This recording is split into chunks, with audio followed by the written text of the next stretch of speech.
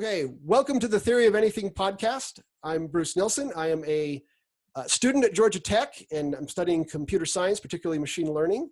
And I'm also interested in the books from David Deutsch, and he introduced me to Karl Popper and Karl Popper's theory of knowledge.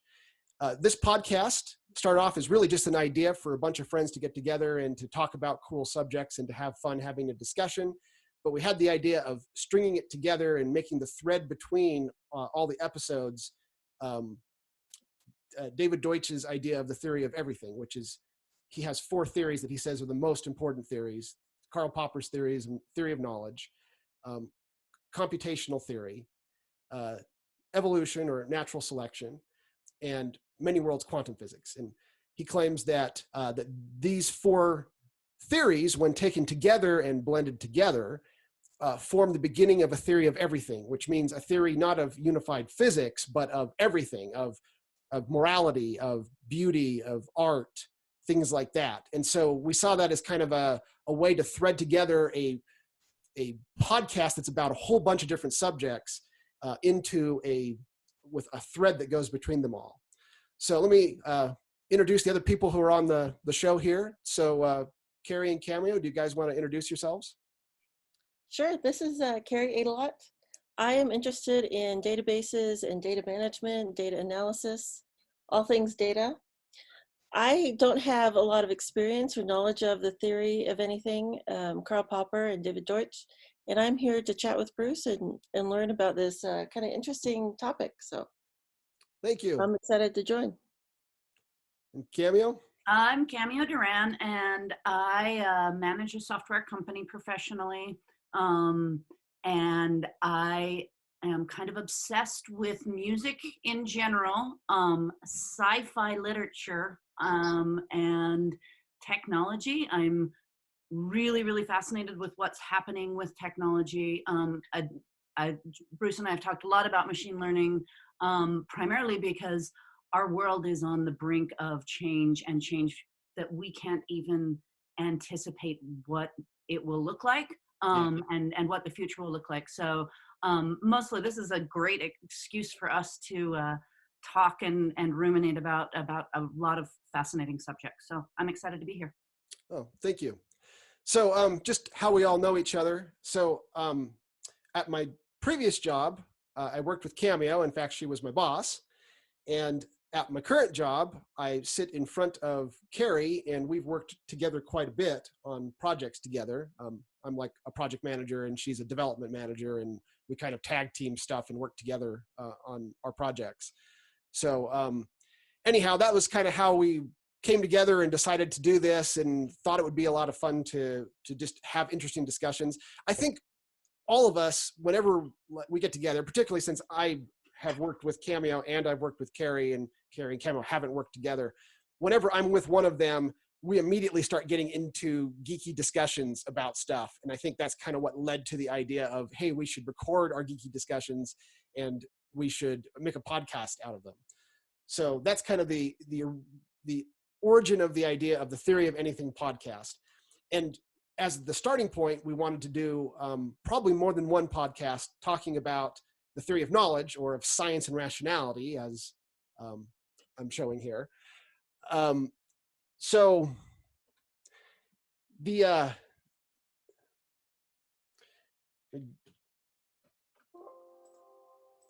there we go. Takes a second to get started there. So let's start with this quote from Karl Popper. So this is a quote about experts. He says, and if you're watching this on YouTube, you can actually see a visual, but it's unnecessary. I'm just using it as notes to remind me of stuff, or to have stuff that I wanted to read.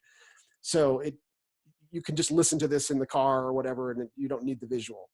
So the appeal to the authority of experts should be neither excused nor defended. It should, on the contrary, be recognized for what it is, an intellectual fashion. And it should be attacked by frank acknowledgement of how little we know, how much that little is due to people who have worked in many fields at the same time. In other words, people who aren't experts in any one field. And it should be attacked by the recognition that the orthodoxy produced by intellectual fashions, specializations, and the appeal to authorities is the death of knowledge, and that the growth of knowledge depends entirely upon disagreement. Now, Can I, yeah, go ahead. so I'm actually curious why you chose this as a starting point to introduce people to Karl Popper. It's maybe because it's, I think, a good place for a starting point for introducing this podcast. Okay. So I see this as, there is a tendency, and Cameo can express her opinion on this as well, but there's definitely a tendency to sometimes defer to experts and to say, an expert said this, and then that's kind of the end of the story. And that's the opposite of what this podcast is about, where we're going to feel free to talk about any subject we please. We don't believe it requires any special education to be able to seriously start digging into a subject and to start forming your own opinion on it, and to form your own opinion. And that's an interesting point. Our society is really built on experts, and in a lot of places with good reason. We don't necessarily want amateur engineers building our buildings, or at least architecting the buildings, and so much of this quote, when I see it, one of the first things that strikes in me is how right now as a society we are seeing expertise and science in particularly being attacked, but not in the desire of finding better knowledge, just really more in the desire of destroying knowledge. Yeah. I'm going to, in future slides here, I'll actually talk a little bit about that, like the whole postmodern movement. There are multiple movements that attack experts, but they're not attacking the concept of experts as people we defer to, as Karl Popper is, but they're really attacking knowledge. They're really attacking the idea that there is knowledge, things like that. Interesting. So being that Karl Popper always was appealing to knowledge, but not particular expertise as owning that knowledge. And what we're seeing culturally right now is the actual knowledge that's being attacked, not the experts who are stating they have the knowledge. Yes. And, I want to be careful here. Experts are really great for a lot of things. And so, for instance, if you really wanted to go learn an area of knowledge, you're not going to go to someone who's not an expert first. You're probably going to go buy a book from an expert, right? Yeah. Experts often are great starting points for learning something. What Karl Popper is really attacking here is the deference to experts, the idea that we shouldn't form our own knowledge, form our own ideas.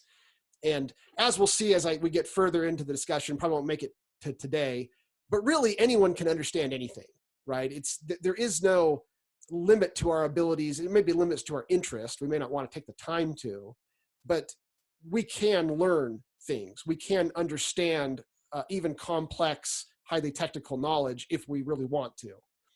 And so that's kind of the starting point. And for how I see this podcast, the Theory of Anything podcast, we're going to just talk about whatever we please. And it doesn't matter that none of us are experts in what we're talking about. We just don't care. We're going to talk about it because we find it interesting, and we're going to form our own opinions anyhow. Yeah, I love that. Okay, so let me actually, if I could state one thing, the idea of expertise, I've noticed sometimes some experts have a tendency to present as facts some ideas that aren't necessarily facts. Yes. So I think it's important, while consulting experts is great, for instance, going to the doctor, at some point, if you really care about something, you need to address original research, because that's where you find either a lot of support for something or problems in the research, which make you really question what's going on. And I do like his idea of questioning expertise, but because I think, experts as people sometimes present things in ways that are a little bit, can be misleading. Yes. And one of the things that we're going to be learning about from Karl Popper's viewpoint is the idea of fallibilism, the fact that no matter how much of an expert you are still deeply fallible. And there's just no way around that. Everything we do will always be fallible. So, and that's, I think, where we're really going with this. Let me give you an example of this. This is from something online. I'm going to give 2 examples. So there was an article by Kate Marvel, 2018, called "Why I Don't Debate Science." Now, I don't show this on the slide if you can see the slide, but this was an article about climate change, which might have been what you had in mind when you were talking about attack on experts, Cameo. I don't know for sure if that was what you had in mind. Yeah. Well, just science in general being Yeah. being repeatedly attacked. So in her article, she says, once you put established facts up about the world up for argument, you've already lost. Okay. Now there's a really excellent scientist named Sabine Hassenfelder, who I love. Like, she's great on Twitter, and I've like listened to her on podcasts, and she's just got a really fun personality. And I love how she's very iconoclastic, and she goes against a lot of things. She has a book that she's written about how she feels the entire field of physics is off track because people are trying to go after beauty rather than knowledge. And so she's a very iconoclastic person herself. But she tweeted this article, and then she said in one of her tweets, debating me a little bit on this, she said, I think her point is that politicians, and by extensions the electorate, are there to decide what to do based on facts, not to debate the facts. Okay. Remember, we're doing this in context of climate change. Sure. And then she says, you don't persuade people into believing established scientific knowledge. You tell them what the current level of understanding is, period. This is something this isn't something you should even debate with non-experts. Now, I'm somewhat sympathetic to where she's trying to come from here. I wish she had said things a little bit differently. And I'm not sure she's necessarily wrong in what she's trying to get at. And I think this one's a particularly difficult case in the case of climate change. And we could probably do a show on climate change alone and discuss my attempts to even make sense of it. And just some of the ridiculousness that surrounds climate change on both sides, that surrounds climate change, the fact that it's treated like a political football rather than an actual problem to be solved and things like that. Okay, but the simple truth is that there's no such thing as established scientific knowledge, right? Right. And the other truth is that part of the problem with the climate change debate is that scientists that are in the the camp of the climate science camp really aren't taking the time in a lot of cases to explain it well to a lay audience, in part because they know that, half that lay audience is hostile. Well, and the other half is barely cares. Right. but there is an inherent problem with trying to teach to even in something like climate change, which is a terribly complex science, one that is very hard to understand. And I think that's part of the problem, is it's so opaque to the average person. Even an above average person is very opaque, right? Right. But the simple truth is that you're just not going to make a lot of progress with people if you try to act like scientists are some sort of priesthood, right? Well, also, even specific to climate change, there are no established facts. The reason why it's such an ugly debate is the science is relatively new. Yeah. The data sources that we have are short. It's actually a pretty lousy scientific experiment that we're in the middle of, right, where we don't have a control system. I mean, it's the science is crappy. And so, and this is interesting because I didn't read this article, but right about this same time, actually, all the way back in 2013, Popular Science shut off all comments on their website, on their articles. Yeah. And they haven't ever turned them back on. They don't allow people to comment on scientific articles about scientific really things. Wow. And they published an article that said, this is why we're done accepting comments. And they wrote a whole article about why comments are bad for science. So and they said that that their primary reason wasn't that they wanted to stop fostering lively debate, but that between people who were specifically trolling and like almost bots that were trying to overwhelm the system, Right. they were losing their ability. They were putting so much focus into debating at a troll level where you're not actually trying to talk about science, or you're just essentially defending, Right. that it obscured their ability to focus on healthy, vigorous scientific conversations. Yes. So, and it's not like that point of view that they're expressing doesn't have merit, right? I mean, anyone who's done any sort of online discussion knows what a huge problem trolls are, and the degree to which they absorb energy for no purpose at all. You know, it's this is always going to be, and a lot of times, and as we'll see as we talk about Karl Popper's theory of knowledge, in a lot of ways, it's evolution, right? You try stuff, you see what works. And, you know, maybe kudos to Scientific America for trying to turn off comments and seeing what happens. You know, I doubt that's the good long-term solution personally, Right. but, you know, I'm in favor of people trying things and trying to figure out what works when you've got a problem and you need to solve. So now here's the key point I want to make though, about where I, you know, perhaps disagree with Sabine and Kate on this, is the pro-climate changers trying to call it settled science, trying to call it, you know, trying to say it's been spoken, it's done. I mean, Al Gore famously said these sorts of things in his movie, you know, things like that. Is that it's just not working well, right? I mean, it really, really isn't winning the day like they're hoping.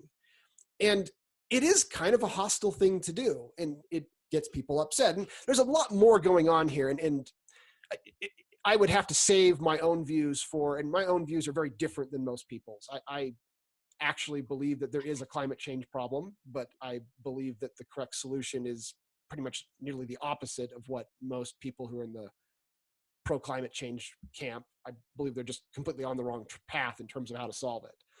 So this is something that I would really like to see people study more, and not just as a political football, but actually start thinking about it in terms of, okay, is this a risk that we should mitigate? Is this a problem that should be solved? And how would we do that? What would be the right way to go about that? So this particular podcast isn't about climate change, but just about, really, we don't want to defer to experts on anything like this. We want people to, as much as they can, educate themselves. Well, and how is this working out for you? What actually is happening is, by pretending that sloppy crap science is truth that has been established, you really end up negating all scientific study. There are a lot of places where we do actually have a much better understanding than we do. Oh, absolutely. And by pretending that something that we have a very incomplete, amateurish understanding is a settled scientific problem, we destroy the validity of scientific process. Absolutely. Especially when you compare it to something like vaccinations, which I think has a great field of very solid research. To me, the whole anti-vax movement just has no basis in fact. Whereas climate change, I think there's a lot to be debated there. To me, we don't have data more than, 100 years or so. We just don't have, as you mentioned, Cameo, we don't have a lot to go on there so far. Yeah, you know, and so then if you can't trust scientists when they say that climate change is what it is, then you also can't trust scientists that say vaccinations are what they are. Yeah. And there's also a lack of understanding about, well, I'm not going to get into that. Let's move on to your next slide. Okay, so some experts tend to present as facts things that aren't really facts. Yes. And that is one of the inherent problems with experts, right? Is they have a lot of knowledge, but they don't know where they're wrong, right? And you can't until you have a better theory. And so a lot of times they are going, and sometimes they have no choice but to present things as if they're facts, when they really aren't. Right. This slide here is another internet exchange on Twitter. And I just thought this one was kind of funny, so I wanted to kind of bring it up. So this is an example of what we might call a backdoor appeal to authority. And sometimes we end up appealing to the authority of an expert, and we don't maybe even realize we're doing it, right? So part of the issue here is that there's a lot of topics to learn. There's so many of them that it's physically, impossible for you to learn them all, or even a small percentage of them. So this was a gentleman. I've tried to, remove names and things like that. I don't know. I mean, it's public on Twitter, so it's not like it's secret or hidden or something. But I didn't really understand when I started debating him on Twitter where he was coming from. And somebody kind of off the side told me, oh, this is this guy's background and this is why he's saying what he says. But basically, it was a discussion about whether you could create an artificial general intelligence or not, and have a computer that could think like a human. Now, if you know me, you know that that's like one of my major areas of interest, is trying to discover that. And in fact, I went back to school to study machine learning and computer science precisely because I was so interested in this, in the topic, and wanted to maybe even pursue that in the future as a PhD if I, make it that far. And this guy was arguing that you can't, that it's just impossible to have a computer program that is an artificial general intelligence. Now, I initially took him as if he was seriously trying to discuss with me. And this is probably silly for me to have thought that, but you should probably always start with the assumption a person who's discussing stuff with you is trying to be serious, right? Right, has an honest desire to have a discussion. Right. And what I didn't know, and this is what I was told later, is that he has a religious background where in his religious beliefs, that's an impossibility. And so he was actually, I didn't know this, but he was actually defending his religious viewpoint. And I was inadvertently attacking his religious viewpoint. And if you know me, I don't like to attack religious viewpoints. But so what he did is he started quoting to me Roger Penrose, which is a really, do you guys know who Roger Penrose is? Like if I say Roger Penrose, you probably don't recognize No, we know nothing. So Roger Penrose, about Roger Penrose. So like if I were to say, name a famous scientist, like who comes to mind first? Einstein. Okay, sorry, famous modern scientists, Einstein being a little further back. I don't think, well, I don't know if anybody comes to mind. How about Stephen Hawking? Oh, sure. Okay, he's probably the most famous. Is he still alive? I'm not even sure if he's still alive or not. I believe he is. But he's the most famous scientist probably alive today, if he's still alive or in recent history. Roger Penrose was his teacher. Okay. And Roger Penrose, now that I've given you his name, you'll see it show up all over the place, get quoted all by religious people, by other scientists. And he's a kind of iconoclastic sort of scientist himself. He is one of the very few scientists, he's a physicist, one of the very few scientists who doesn't believe in the possibility of AGI. And so that's one of the reasons why he gets quoted a lot by religious people who might be uncomfortable with the most religious people, in my opinion, have no problem with AGI at all, but there are some that have problems with it. And so I've often seen Roger Penrose quoted to that effect. Well, David Deutsch, in his books, when he was just briefly mentioning artificial general intelligence in one of his books, that just starting to pique my interest in the area, he mentioned that Roger Penrose was at odds with him on this. So the first thing I did is I went off and I bought Roger Penrose's books about artificial general intelligence and his argument that it's an impossibility. And these are very complex books that have a lot of math. Mm-hmm. And I've learned tons of physics by reading his book. I highly recommend his books to anyone, as long as you've got the stamina to go through all the math, And he is a fantastic scientist. And I'd say after David Deutsch, Roger Penrose is my second favorite author. But having taken the time to go through his books and to carefully read them, and then to go out and read other books so that I could understand what he was talking about, I came to a point where I realized his argument was wrong, and it was just a problemed argument. And we could do a separate podcast about this, about AGI, but basically he's trying to use something called Gödel's theorem to show that AGI is an impossibility. And Gödel's theorem is a paradox where a mathematical paradox that's exactly equivalent to Russell's paradox, where I say something like, Cameo can't read this sentence consistently as true. And then there's no way for you to read it as true because it's a paradox. Right. It's the exact same sort of trick, right? And he's using that to say, based on this paradox, I can show that a computational system always has a hole in it like this. And therefore, whereas humans don't, or so he argues. The problem is that humans have the exact same hole, right? Russell's paradox is an example of how humans have the exact same hole. Sure. And just as I can make this sentence for Cameo and you can immediately understand what I mean, well, how do you do that? Well, you think of yourself as me or Carey or somebody else, then you read the sentence, then you understand it from a different person's viewpoint, then you flip back to being your viewpoint, and it's really not that hard to make sense of the sentence, even though it's, quote, theoretically impossible for you to do so. Well, if you had an AGI, it would do the same thing, right? It's not going to do something different than us. It's going to have the same limitations as us, but it's going to have the same tools as us to deal with a paradox like that. Okay, it's not like Star Trek where Captain Kirk says, I always lie, and then suddenly the computer blows up or something like that, right?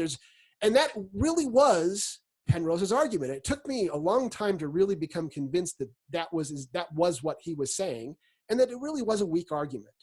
So I started to explain to this guy, I've read his books, and here's his argument, and here's the weakness of the argument. And he immediately comes back, and you can see the next tweet down below where he says, well, that's his point, and he's saying that something outside the system it has to be something outside the system to bring understanding to the system. Humans can do that, computers can't. AGI is just computations. We can't conclude our way to consciousness. Well, I had just barely explained why that wasn't a good argument, and he had ignored it entirely, and he was just simply re-quoting Penrose. And so I pointed that out to him, and he immediately does the next tweet where he says, okay, so something as dumb as plants can exploit certain features of quantum mechanics, but the most complex living thing in the known universe, the brain, does nothing of the sort. Well, this is a terrible argument. I mean, it's got nothing to do with anything as far as I can tell. And for that matter, it just doesn't matter. I mean, maybe the brain does use quantum mechanics, but so what? It just doesn't have any relevance to anything, right? And so I point that out to him. And then he posts up, quantum computation is not normal computation. And one of the things I explained was that it doesn't matter because quantum computation is really just the same as normal computation. It's just it can be faster in some cases. There's a few little exceptions differences between analog and digital that are kind of esoteric. But for the most part, anything that you can do on a normal digital computer, you can do on a quantum computer and vice versa. Okay, they're functionally equivalent, just differences in speed. And Roger Penrose brings this out in his book and points out that he's not arguing that the brain is a quantum computer because that would get you nothing, okay? This is like a very important part of his book where he brings this out, right? Well, this guy completely ignores that and instead gives me a video. I explained that to him, and he gives me this video of Richard Feynman explaining that quantum computation is not normal computation. Well, I've just barely explained to him what the difference is and how it's not normal in a technical level of detail. And at some point I realized, he's not really, okay, he's just this, and somebody on the side says, by the way, he's religious, this is why he's doing that. Okay. And I kind of backed out of the conversation at that point. One of the things that is interesting, though, is that this whole exchange, there was no actual attempt to understand Penrose's argument, right? And if there had been, I had actually done a really good job of summarizing Penrose's arguments and then explaining the problems with Penrose's arguments.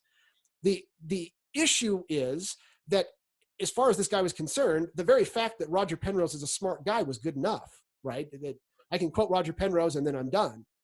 And this is a very common thing, right? It's so hard to take the time. I mean, I spent hours and days reading Penrose's books and learning the math. And, obviously I'm doing it because I think it's fun. Otherwise there wouldn't be any point in me doing it. But it's a little unrealistic that I'm going to expect everybody else to do that. But on the other hand, that means that sometimes we end up just kind of inadvertently deferring to experts when really Penrose is making an argument, and there's nothing important here about Penrose other than the fact that he's made an argument and we can go assess the argument. I blame religion for this. No, I mean it a little bit seriously, because what a religious system gives you, specifically a religious system that has documentation, is the ability to end the argument by quoting the expert, right? Yes. I hold up the 10 Commandments. There's no more conversation about whether it's okay to take a life or not. Conversation done. I quoted the expert. So we have, as a people, regardless of the type of religion, that's a part of what a religious belief is built around, is that God said a thing and now that thing is truth. In other words, infallibility. Yeah. So I kind of disagree though, because I think that sometimes we defer to experts as sort of a shortcut to knowledge, because you can't study everything in your life. You can't just research every little thing that you come across. And so I think there is value in just deferring to experts. But if you're going to study something, if this is your field of interest, you kind of have to stop doing that. Yeah. Let me give you a halfway in between point of view based on a conversation I had with a guy I worked with. So it's rare that you find somebody that you feel comfortable talking politics with these days, right? Mm-hmm. People get so bent out of shape so quickly. So there's this guy at work who is a very political conservative kind of guy. And he would argue with me a lot. Now, I'm a conservative myself. So mind you, one of the reasons why this worked was because we weren't so different in our opinions to begin with, right? But he quickly started to catch on to the fact that I wouldn't buy a lot of the conservative arguments, and that I would make him argue his point. And I would say, actually, I've looked into this, and here's, when we debated climate change, for example, and I started to explain to him what the climate science was. And he had a hard time with that. And I explained, okay, I understand this is a difficult subject, and we would debate this. And at one point, he got to the point where he was starting to really discuss things with me. And it's rare you get somebody who's willing to do that. So I actually, have to say kudos to him. And we'd get a little heated, but then he'd calm down and say, no, those are good points. Let me think about that, and we would be debating things. And then he came to me at one point and he said, I feel like a lot of these things that, we're talking about, it really just boils down to education. Now, you've probably heard this argument before. This is a really common argument. It just really boils down to education. We need to educate people better on these subjects. And I said, Travis, it's not like I disagree with you, but would you consider me, uneducated? He goes, oh, no, definitely not. You're definitely educated. I said, would you consider me someone who's really tried to understand political issues? He goes, oh, definitely. I've got no issue with you at all. I wasn't trying to say that there was a problem with you. I said, you know what? I feel like I'm just stupid most of the time. I feel like I've tried so hard to educate myself on all these different issues, and I'm just barely scratching the surface. And there just isn't physical time for me to go educate myself on everything. And it's an incomputable thing. I just can't do it. He goes, oh, that's an interesting point. I said, and to some degree, I think we just have no choice, right? We have to rely on an expert's opinion, like going to the doctor, because we may not have the ability to spend the time to go get our own medical degree and figure things out. Now, there's an obvious thing to this, though. When you go to the doctor, you may only have one problem. You don't need a whole medical degree. You just need to go educate yourself on your one problem. And that may even be a really good idea, right? And so there is this kind of this truth. Experts are always going to be with us because, as Cameo, I don't think she said it on this podcast, but past said, society's built on experts. And to some degree, that's just true. On the other hand, experts aren't a priesthood, right? There's always problems with their knowledge. There's always things that they're getting wrong at any given moment. And it's okay for you to go educate yourself and then challenge them, right? It's right. Okay for you to challenge people that have higher IQs than you, right? Because people with high IQs get things wrong all the time, right? Yeah. So, okay. So why this podcast? Because we want to talk about cool stuff we like. We believe you should try your best to understand difficult topics rather than trust experts. We're probably going to be wrong a lot. Who cares? Oh, well, that's just part of, experts are wrong a lot too, so it doesn't make a difference.